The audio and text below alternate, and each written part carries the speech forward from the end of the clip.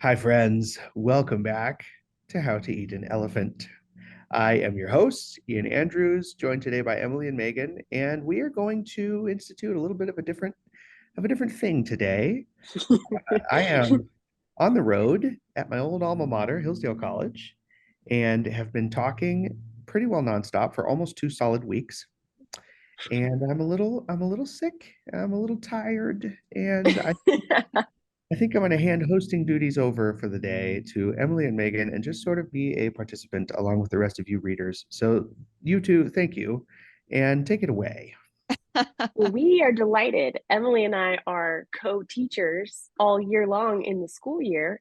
And so this is going to be a classic Emily and Megan mess around.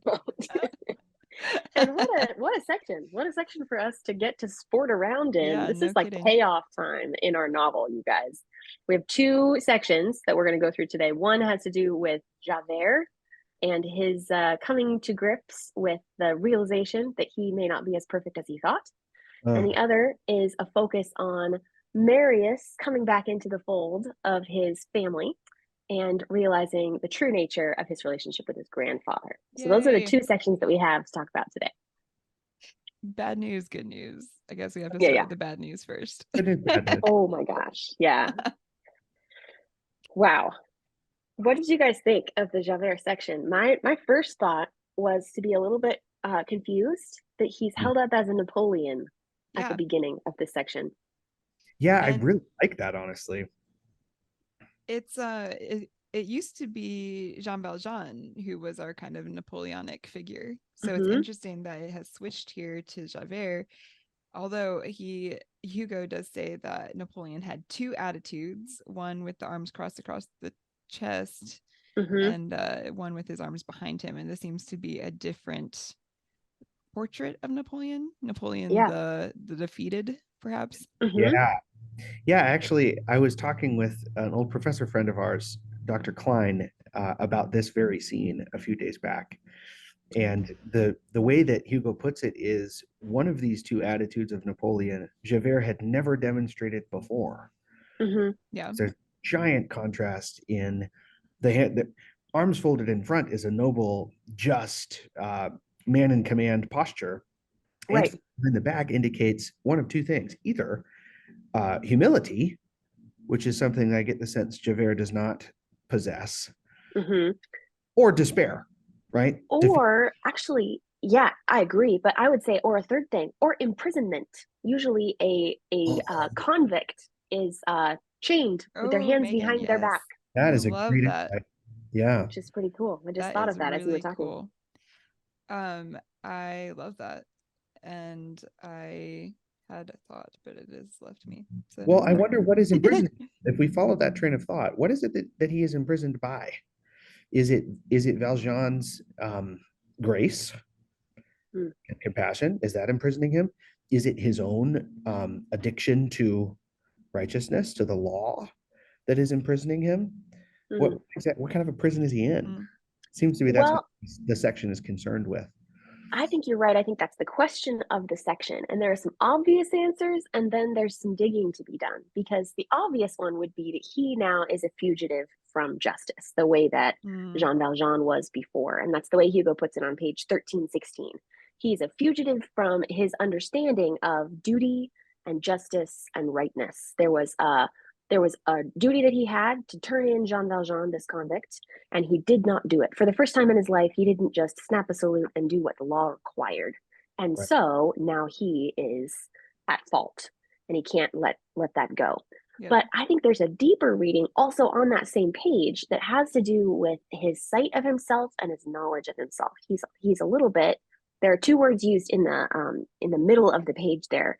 He is troubled by his blindness and he's lost his transparency. Those two lines go together. And I have it underlined with a question mark next to it because those seem to be contradictory. If Hmm. he's blind, then he wasn't transparent before. There was something, and still is, something in the way of sight of truth, right? But he says at the same time, he lost his transparency as if before this moment, everything was perfectly clear. And now something is in the way, and that's new. What did you guys think about that? Hmm. well, he had such a simple understanding of the world before it. Hugo emphasizes over and over again, and now he's bumped up into the unknown. There's something that he doesn't understand about the world, and this Mm-hmm. has caused him to question everything. And so there's, on the one hand, the Yeah. blinds, the obfuscation has been removed from his eyes. On the other hand, it has been created in his heart and mind, and now Yes. he is confused. I think you're right. He says, is there something bars the way in his mind to the direction that he should go in? He says, something what? Is there anything else in the world besides tribunals, sentences, police, and authority? And and the implication is there is something else.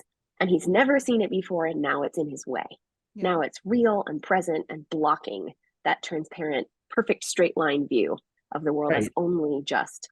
Right. On 1319, excuse me, on 1319, it says his ultimate anguish was the loss of all certainty. Mm, He uprooted. The code was no longer anything but a stump in his hand. He was dealing with scruples of an unknown species.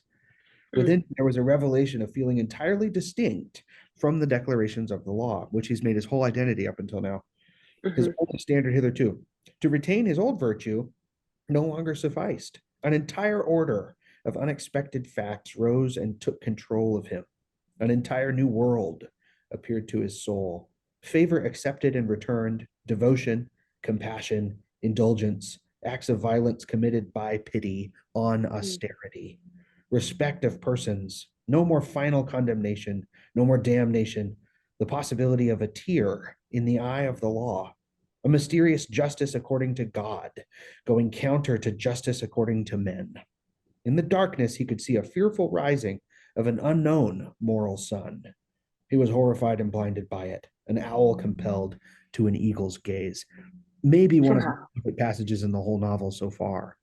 Oh But it man. leads me to ask, I think it's a great expression of what you guys were just talking about, the idea that the absence of the impulse of the human spirit is to find and cling to something black and white, because in our souls we understand that we are adrift on a sea of chance and circumstance. Um, Mm-hmm, and so we kick out at that kind of confusion and darkness by erecting standards for ourselves. This kind of behavior will lead to this kind of result. And that mm-hmm, has worked for Javert in every circumstance of his life until he's faced with, and Hugo is clear, until he's faced with mercy, with a tear mm-hmm. in the eye of the law. But what do we do with this? In the paragraph right before, a voice speaks to him Yeah. and says, very well, give up your savior, then Yeah. have just Pilate's basin brought and wash your claws. And I have written in the margin, who is the voice? Mm-hmm. Is this the voice of God? Is this the voice of the devil? Because I mean, I think we can say that suicide is not an appropriate response to the Well, situation. yeah, Although that is a I mean, fascinating. Oh, go ahead. well, if you continue to make the alignments or the parallels to the Christ story, we have the convict sacred, which is that is something that he literally says he can't understand that a convict would be sacred, but that was exactly what Mm, Christ was, captured by the law but sacred. And then we have his betrayer, the man who would give him up. And Javert chooses not to do that. But in the biblical story, that's Judas who does, in fact, commit suicide. yeah, Right? Right. yeah. My answer. I love your question, Ian. Given that Javert's answer to this whole situation is suicide, and suicide is not in the book of God as an exhortation, right? So you failed the law. This is what's for you. That's not what God says to his Yeah. people. Javert uses the phrase that he points out that he has an inner tribunal, that there's a basically a mercy seat and a justice seat, and the justice seat lives in him, not outside of him. Mm-hmm. He is pronouncing judgment on himself Right. in a way that is counter to the law of God. And I think that that is a profound distinction in this beginning of the chapter, that the law of man and the law of God are separate, that God is more than just, like Jean Valjean discovered way back at the beginning of the novel. And Right. Javert cannot let that be so. He Mm-hmm. wants to be God more than he wants to submit to the law of God. And I think that tension might be what drives him to suicide in the end. On page 1322, he says he is obliged to acknowledge this. Infallibility is not infallible. There can be an error in the dogma. All is not said when a code has been spoken. And that is, I mean, there are multiple planes of that. In this section, I was struck by how much this has to do with the problems of the 19th century. And he is still taught on about the social structure and France.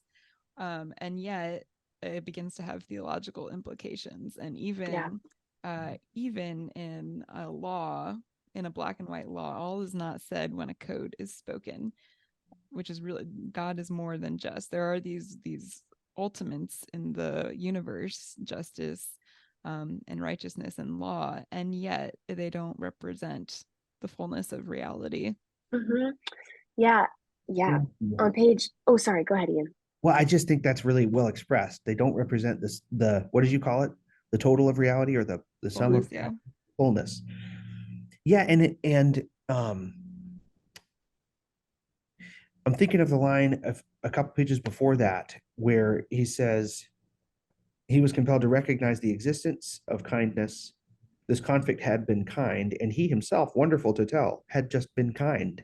Mm-hmm. Therefore, he had become depraved. I think it's a really interesting idea. Like, in a world where justice is considered to express the fullness of reality, mercy is depravity. Mercy is perverted and twisted. It's weakness and perversity. Exactly. It's perverse to offer mercy because it declines to be just. And but without that notion, you've no way of approaching God. There's no way to understand the intrusion of divine love into the world, right? Well, and I think it's explained that he's made it this far without ever having this revelation. He's never thought of God one time. In a world that is just justice, you don't need a God figure. All you need is the law of man. And as long as you uphold it and never fail, you don't have cause to look up or look down. You only look straight ahead on that straight line. Yes. But there's this line on 1320 that I think is so beautiful. I'm just going to read it to you. He says, let's see, where did it go? In granting me life, in sparing me, what has he done? He being Jean Valjean. His duty? No, something more. And I, in sparing him in turn, what have I done? My duty? No, something more. So is there something more than duty? Here he was startled. His scale fell out of balance. One end slipped into the abyss. The other flew up into the sky. So you've got both a look up and a look down at the same time. And Javert felt no less dismay from the one that was above than from the one that was below. He was not in the least what is called a Voltairean or a philosopher or a skeptic. On the contrary, respectful by instinct toward the established church, he knew it only as an august fragment of the social whole. Order was his dogma, and was enough for him. Since he had reached the age of a man and an official, he'd placed almost all his religion in the police. Being, and we employ the words here without the slightest irony and in their most serious sense, being, we have said, a spy, as other men are priests. He had a superior, Monsieur Gisquet. He had scarcely thought until today of that other superior, God. This new chief, God, he was feeling unawares, and he was perplexed by that. I think, doesn't that lead directly to the line where he talks about the only appropriate response to a superior who surprises you too much, or it goes like this. He says, in presence of a superior who astonishes him too much, the inferior has no resource but resignation. But how to send his resignation to God? There it is. Return his ticket, right? Yes, it's Yvonne. It's Yvonne from the Brothers K. It's the Inquisitor, which means that I don't know. I think it would be interesting to ask a room full of students, right? Where does Javert make the decision to cast himself off the bridge, to commit suicide? And you'd have a kid that raised his hand and said, well, when he jumps off the bridge, right? Right. You definitely would have that kid. Yeah. Not true, though. He's already made the decision, because the decision here is in response to this God who is astonishing. Do you submit? Do you worship, right, out of gratitude? Or do you resign, return your ticket. And he's already made the decision. Well, I mean, that's shown in the plot by the fact that at the very beginning of this chapter, he's already at the most dangerous bridge He's at the bridge. in Paris on the Seine. Where even the best swimmers drown. I feel like there's an important distinction to be made. It's easy to see Javert as like a secular, godless Frenchman, but he has confused the police with his religion. It's his god. He has a god figure in his life. It's just the social authority and his duty. And so later on, he says, if facts did their duty, they would be content to be the proofs of the law. It is God who sends facts. So was anarchy about to descend from on high. So he is seeing a God who is contradicting the law that he has mistaken for God. And as a result, he sees God as a figure of anarchy. He doesn't keep to his own word. Right. Which does leave us, unfortunately, with a Javert who doesn't have a heart, right? Or at the very least, now that he has been handed one by this experience, immediately rejects it. He hands it back. Yeah. Right. There's a line about discovering in his bronze heart, or in his bronze breast, something like a heart. Mm-hmm. And it just spooks him. Like there's nothing he can't square that with his vision of reality. But what do you do with the fact that before he jumps off the bridge, he commits puts to paper a list of oh man, what a weird scene for the improvement of the police, and they are all compassionate. They all reflect his new understanding that that the convict may not necessarily deserve the full extent of his suffering under the law. That's interesting. I like your reading better. I admission to our listeners, missed that. And what I felt was that this was Javert's last attempt to be exact and precise and not omit a dot and be resolute in his keeping of his duty. Here are the last things I can think of, and they're specific, they're splitting hairs. This is how clearly I see the law. And he hands in his last attempt and throws himself off a bridge. That's certainly true. But you're right about the content of each jot and tittle. There's compassion in each one. Prisoners are taking advantage of each other. This shouldn't be allowed. Yep. There's a compassionate seed in that one. You're right. Wonder, and maybe I'm overreading here, but I wonder if there's two things going on. I wonder if he is, first of all, doing what Megan is saying, but secondly, is also trying to assert himself again in this new world that Jean Valjean is in, that God is in, and saying, see, look, me too, but I don't have to overturn the law to be compassionate. I can be compassionate and still be just. And so in that context, these last writings of his are proof that the God that is the tear in the eye of justice is actually an anarchist, right?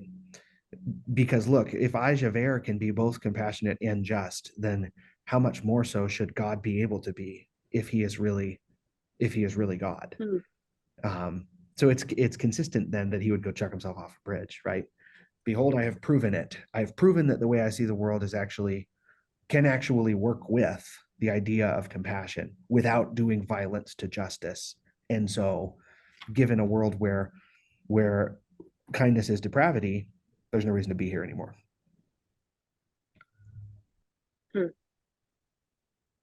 There's just a really beautiful description when he does jump off the bridge.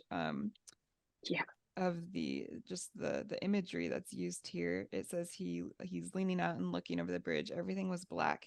He could make out nothing. He heard a frothing sound, but he did not see the river. At intervals in that giddy depth, a gleam appeared in dim serpentine contortions, the water having this ability in the most complete darkness of taking light, nobody knows where, and changing it into a snake. So the stars, the famous stars, he can't see them anymore. There's literally a cloud cover so that the stars have been blotted out. And yet this water picks up a light and it's reflecting a natural light back at it, but it turns it into a snake, which I just feel like is a really great description of Javert's character, that he has we haven't been allowed to disrespect him or to Yeah. he's not a villain, right? There is something very respectable about Javert as a character, and yet there's something deeply twisted about the way that he's taking these good Hmm. things and implementing them for ill in his life. Hmm.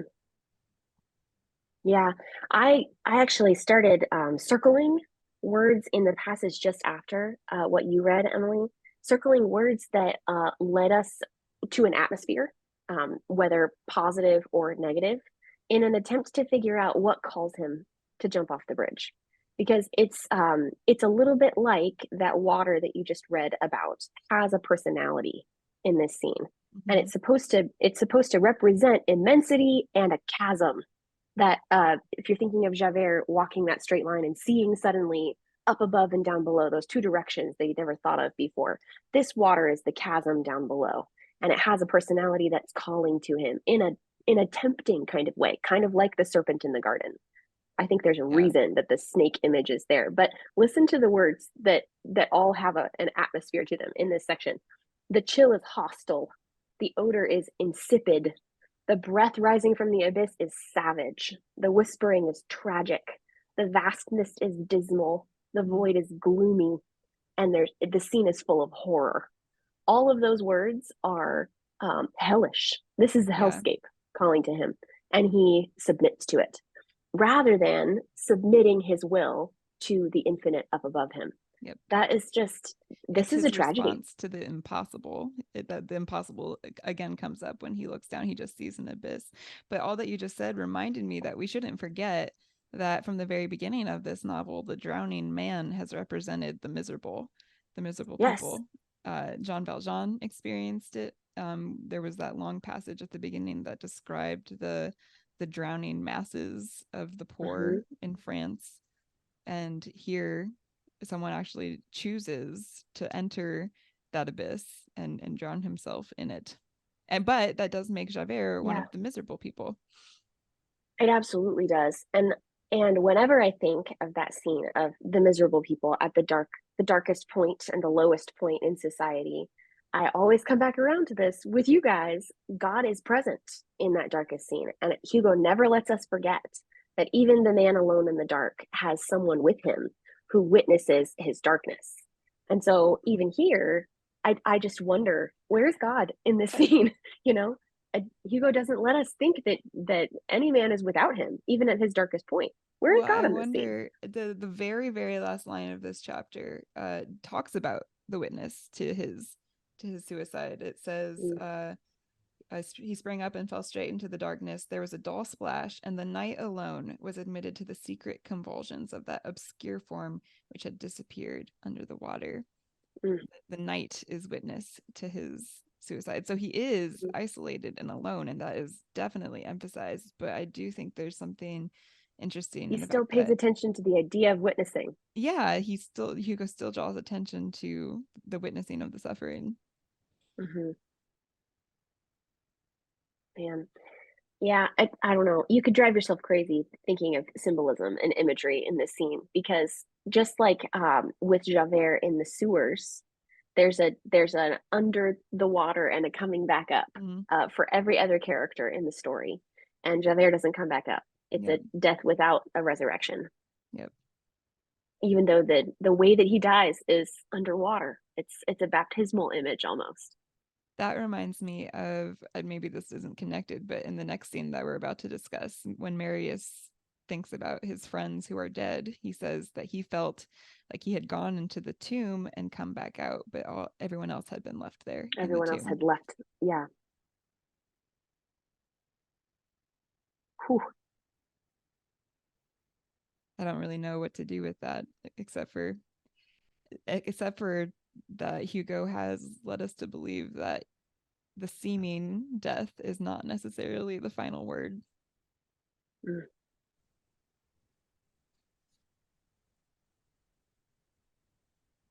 Well,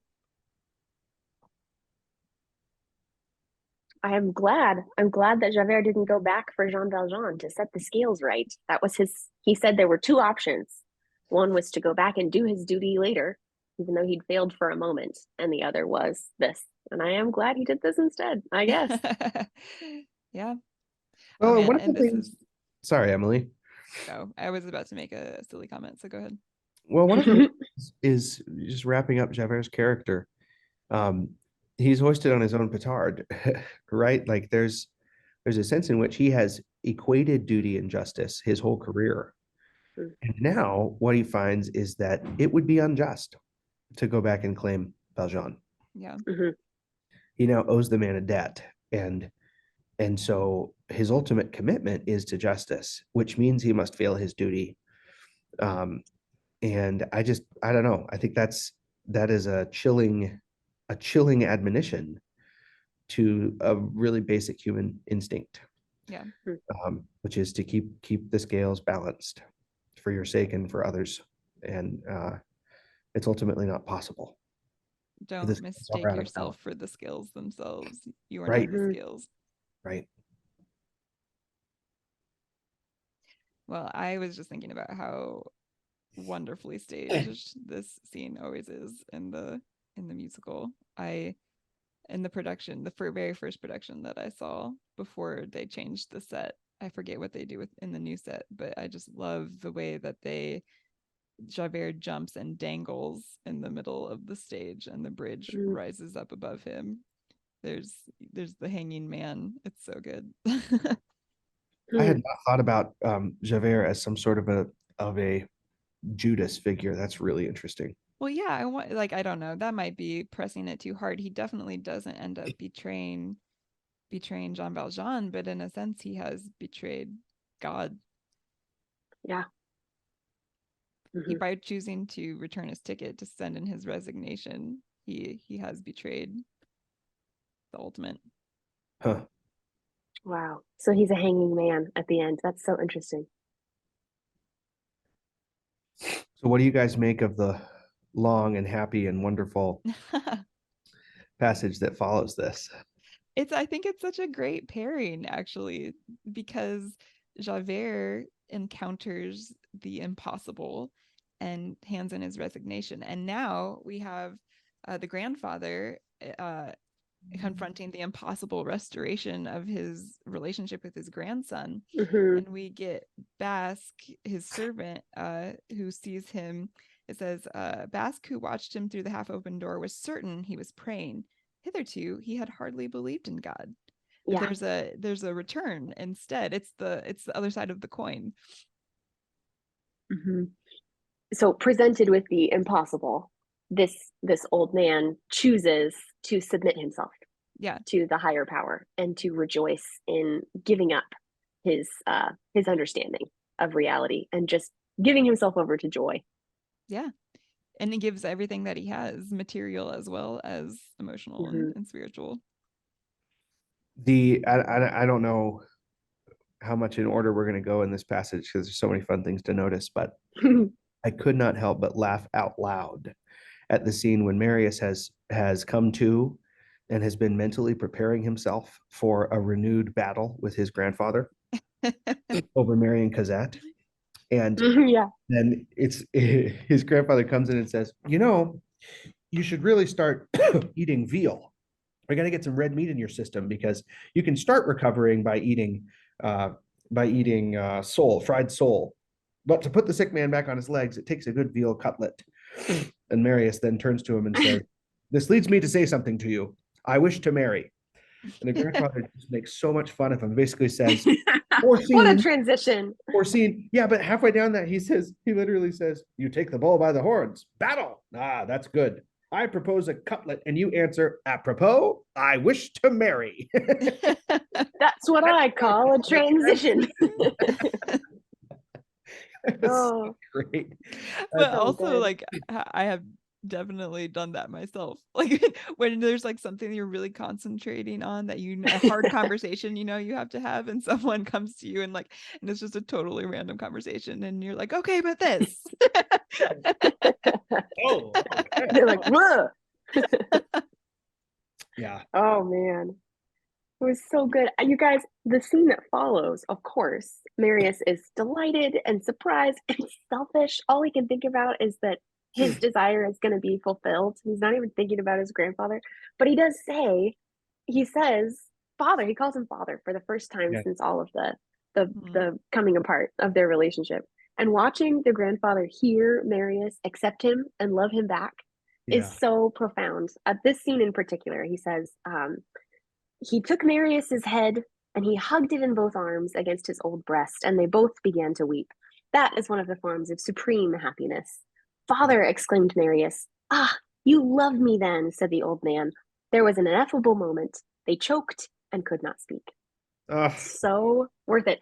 I thought one of the most painful scenes in this book was watching the grandfather miss Yep. Marius Yep. and try to communicate with him and instead just make it worse and grieve over the brokenness of that relationship. And though we've just come from a scene where tragedy was the answer, I think this is a world that Hugo has built that is redemptive.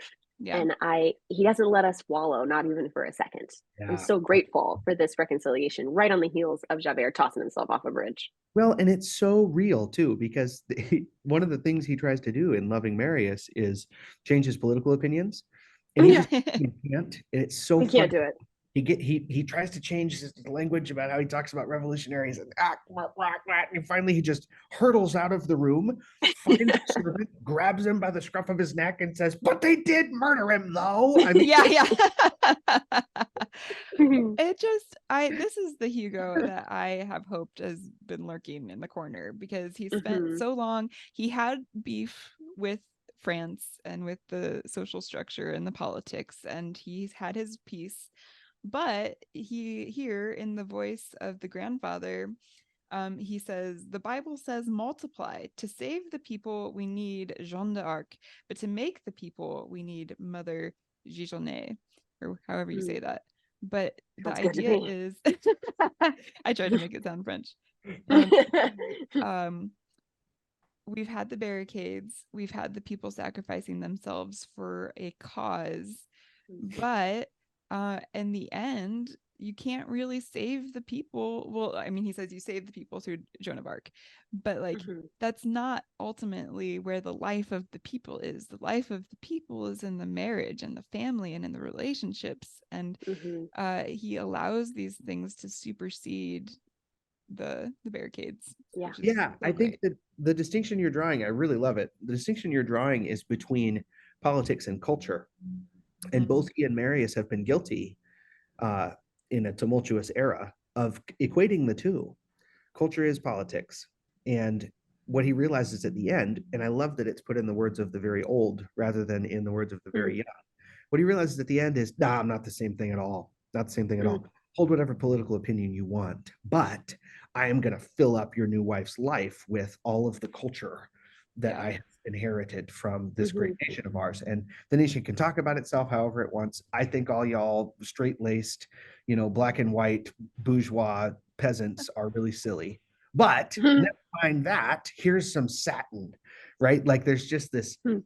overcoming of political divide with the relational and with the beautiful and with the cultural, right? Mhm. I And love I think that. that is maybe the product of a long life well lived, is an emphasis on creating culture and living in culture with your family, that doesn't ignore politics, baby, but doesn't prioritize it as highly as a 20-year-old dissident. Mm. It's very specifically material culture too. I loved when he was allowed to just let loose and speak the voice of the 18th century, the century Right. before, and he hands over what the wisdom that century has to offer, which has Marius has not been willing to acknowledge. And he says, "Love is all very well, but it needs this with it. The useless is needed in happiness. Happiness is the only essential, but season it for me enormously with the superfluous." A little further down, he says, dry happiness is like dry bread, to eat but never to dine. I wish for the superfluous, for the useless, for the extravagant. Hmm. So he Mm. in the realm where the miserable people are having trouble getting food, the grandfather says, don't just have your dry bread. Like, we are here to feast. Like, humanity was meant to dine well and to enjoy the good things of life and to have the extravagant. We don't want just some kind of practical dryness here, Yeah. but an abundance. We were here for an abundance of life. I love that all that superfluity that you're talking about, the extravagance, is equated with love. Love is called superfluous, it's called extravagant, it's called a grace in that scene. It's called a foolishness, but also a wisdom. I think all those things put together, Hugo is well, it's a bit of a gospel message, right? To love another person is to see the face of God. And without seeing the face of God, what are we even here for? Without loving your neighbor extravagantly with all that you are, what in the world are you doing here? I think I don't know. What a beautiful answer. Yeah, it's the anarchy that Javert feared. Love is the anarchy. And right. And it's ultimately happiness, the essential thing.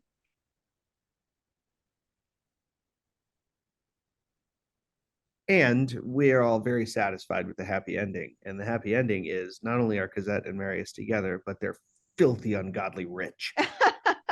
We love that. Oh my goodness. The poor aunt. Okay, not the poor aunt. I mean, I did that line where it says she was like just a 57-year-old girl who had never lived life was extremely tragic. But the scene where she thinks like if they weren't going to have money from Cosette's side, she wasn't going to give them her inheritance, but now that they have money, she'll give it to the them. only right thing to do. I do think Hugo might be. Yeah, I found it. She says, it was clear that she couldn't do anything but leave her fortune to these young people since they no longer needed it. Yeah. This is petty. But like it's not her fault. I mean, she didn't have a great father, right? Like the father was very hard on the daughter that married for love, and so she chose the Javert path, right? She chose doing her duty to her father instead of living. But we have seen that at his heart, the grandfather is actually a symbol of abundant life. And she did not inherit that spirit from her father or see his true heart in that way. Nope.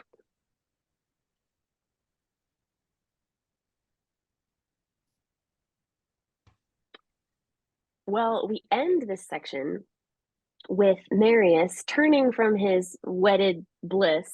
Well, he's not wedded yet, but he's about to be.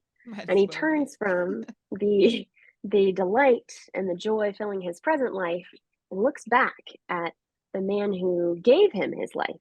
He's looking for him everywhere and concerned that he can't thank this faceless man for giving him his life back. This is a scene that I liked Marius most. I think Marius is a bit of a poppycock. I do not like him very much.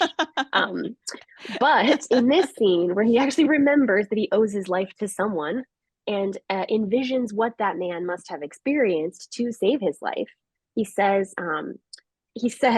he must have intervened like an archangel. He must have made his way for more than 4 miles through hideous subterranean galleries, bent stooping in the darkness, in the cloaca for more than 4 miles, monsieur, with a corpse on his back. And with what aim? With the single aim of saving that corpse, and that corpse was I. He said to himself, perhaps there is a glimmer of life still there. I'll risk my own life for that miserable spark. And he did not risk his own life once, but 20 times, and each step was a danger. The proof is that on coming out of the sewer, he was arrested. Do you know, monsieur, that that man did all that? And of course, in this scene, Marius is speaking directly to Jean Valjean, right? Yeah. Do you know that this man did all that? And he could be expecting a recompense. What was I, an insurgent? What was I, a defeated man? Oh, if Cosette's 600,000 francs were mine. They are yours, interrupted Jean Valjean. Well, I'd give them all to find that man. And that's where our section ends. I think that is so by naming theatrical. Valjean. It ends by naming Valjean, not calling him Fauchelevent, which is what he's been called for the whole chapter, but names him I didn't notice that. So good. as his real self. Oh man. There's a comparison, John, between him and Thénardier as the two disappearing men. Mhm. And Mm. Thénardier has disappeared beneath the waters again, like Javert, without Oh, even the yeah. ripple to show where he is. And here's Jean Valjean hiding, disappearing, but in plain sight. I wonder what we're going to see from this. Man, I'm afraid for Jean Valjean. I think this next part's going to hurt a lot. Well, it's that makes me think that there's a danger of a descent into the waters, like Javert, like Thénardier, Mhm. disappearing beneath the surface of the waters, and is someone gonna come after him in the sewers like he came after Marius? Oh, I like that. I do think Jean Valjean's character is a little bit like a cork. It's like bobbing underneath the water and up again, and underneath the water and up again. And it's like continually a baptismal image, continually a death and resurrection. How many times have we seen Jean Valjean go down and struggle with something that he might not resurrect from, Yep. and then come back up again triumphant? It's like the entire book. I mean, we're at page 1360, 1,360 pages of Jean Valjean bobbing under the surface of despair. And I just think I'm on the edge of my seat. I can't wait to see how Hugo's going to wrap this up. Yep. Agreed. Are those okay? So like, to step aside for 1 second from our beautiful, lovely comments, which I should just allow to finish this episode, but I can't help. I can't wait. But when you mentioned how Marius is a poppycock, and I can't help but notice that that his reflections on his friends lost at the barricade, in which the musical is like the beautiful empty chairs, the empty tables, like swelling climactic masterpiece. And in the book it's like empty chairs at, never mind. I have Yeah, they're like, what about your friends? And he says something to the effect of, they're dead, but I have Cosette. Moving on. Yeah.